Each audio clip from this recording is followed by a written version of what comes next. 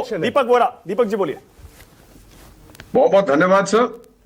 बड़ा अच्छा लगता है जब आपके साथ होता हूं। मैं मिलिट्री मामलों में दखल नहीं देता क्योंकि मेरी फील्ड जो है वो डिप्लोमेसी है। 52 साल मुझे हो गए हैं उसके अंदर।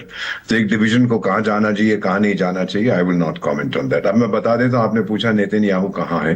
वो कॉफी पी रहा था, मैं चाय पी रहा हूँ और मैं इस समय अपने स्टडी में हूँ। वो मेरे ड्राइंग रूम में बैठा हुआ है। वो बिल्कुल सही सलामत है, उसको कोई प्रॉब्लम नहीं हो। अब एक चीज आपको और बता देता हूँ, सबसे रिक्वेस्ट है जरा पढ़िएगा। इजरायली नेसेट का एक रेजोल्यूशन है सर, मैं इसको जानता हूं, मैं तभी वहीं था जब पास किया गया।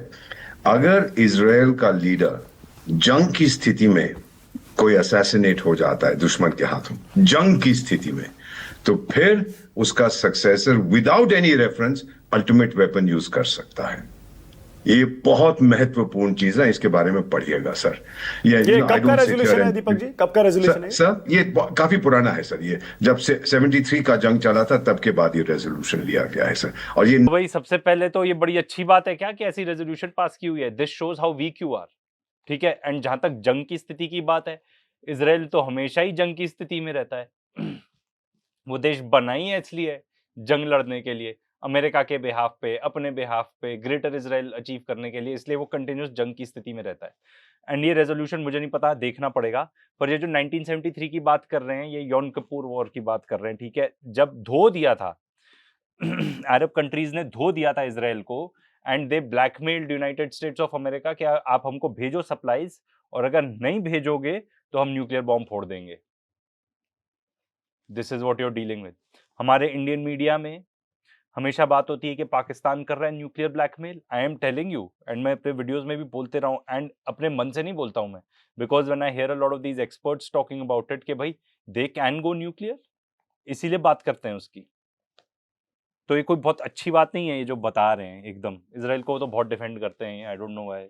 उनके पार्लियामेंट का क्या आप ये इशारा कर रहे हैं कि ईरान इसीलिए नेतन्याहू को टारगेट नहीं करेगा क्योंकि इजराइल हो सकता है फिर जवाब में? सवाल नहीं पैदा होता सर, सवाल नहीं पैदा होता। नहीं करेगा। He is fine. दूसरी चीज, अभी आपने बात की कि ट्रम्प अकेला रह गया, नेटो के देश उसके साथ नहीं है। आपको याद है ना, उसने तो कब से कहा है कि मैं नेटो को छोड़ना चाहता हूँ, नेटो तो बेकार की संस्था है। ये तो मौका है सर कि आप लोग मेरे पास नहीं आए, मैं चला और नेटो मरा।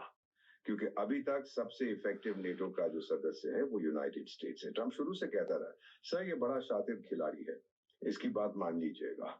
हम यार what is this guy talking about? Trump ये सब कहता है ताकि वो उनसे उनकी स्पेंडिंग इंक्रीज करवा सके। एंड नेटो तो टूल ही है अमेरिका का। इफेक्टिव टूल क्या होता है?